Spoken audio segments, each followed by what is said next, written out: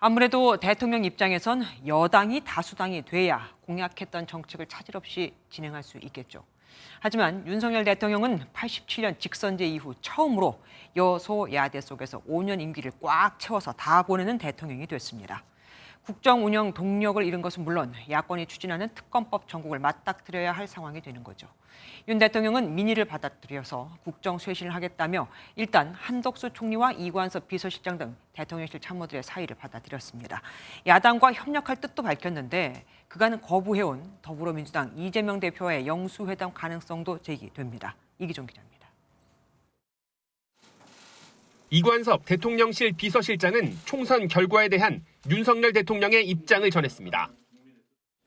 총선에서 나타난 국민의 뜻을 겸허히 받들어 국정을 쇄신하고 경제와 민생 안정을 위해 최선을 다하겠습니다.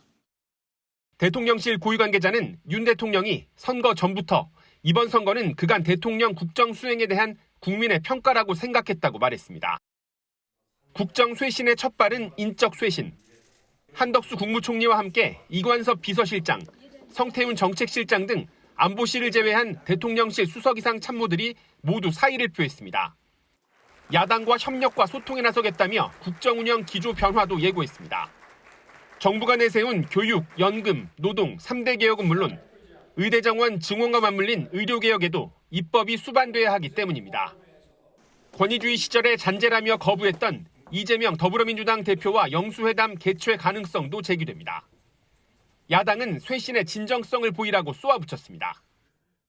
강서구청장 선거 때도 또 국정 운영의 태도 변화 이런 거는 사실상 없었지 않습니까? 그래서 이번에도 이게 국면 전환용이 아니기를 바랍니다. 김건희 여사 특검법 재추진 등 야권이 공세를 예고하고 있어 협치 대신 대통령의 거부권 행사가 반복되는 강경 대치가 이어질 수 있다는 전망도 나옵니다. MBN 뉴스 이기종입니다.